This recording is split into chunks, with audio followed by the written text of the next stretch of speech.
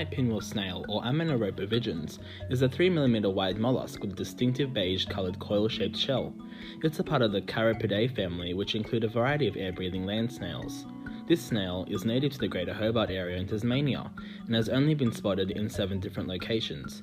It is believed that there are only 3 surviving groups of this species, with a total of 100 mature individuals. There have been sightings of dead shells found in loose soil, which suggests that there are existing populations. The Ammonite pinwheel snail thrives in wet eucalyptus forests, living under mossy boulders and in indents in the soil. They have been specifically found on dolerite rocks. This climate is perfect for the snails as there is high levels of moisture which benefits plant growth. This allows for snails to consume the decaying plant matter and microorganisms that live in the created environment. Snails require moisture to keep hydrated as they use up a lot of liquid to keep their body slimy. These specific snails are most active in the dark and are assumed to be sightless. This isn't an issue as snails rely on scent to find food and mates. Snails take part in sexual reproduction and are hermaphrodites, meaning that they have both male and female sex organs. These snails lay their eggs underground, and the snails eat their own shells when hatched for nutrients. Snail shells are made of calcium carbonate and the shell grows with the snail, meaning it only has one for its whole life. The snail uses its shell as a defense mechanism against predators, taking refuge inside.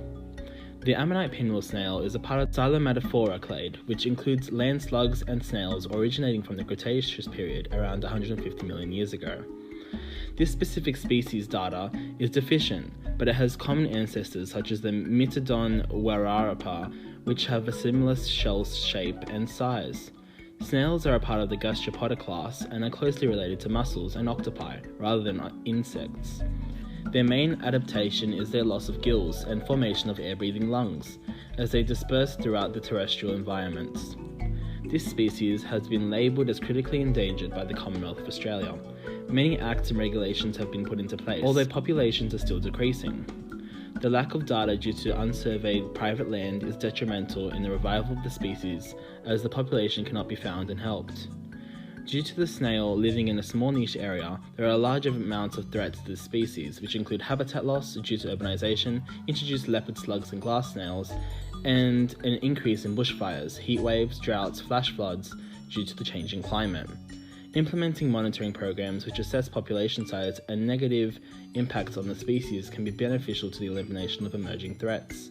Spreading awareness for this species around the local community through online forums, brochures and signs can help bring light to its status and have more research put into it. If you live in areas where this species is native, Dr. Kay Bonham, the leading snail expert in Tasmania, takes emails and is able to search your property for these elusive snails. We as a society can help this species by joining groups and initiatives that post about local native wildlife.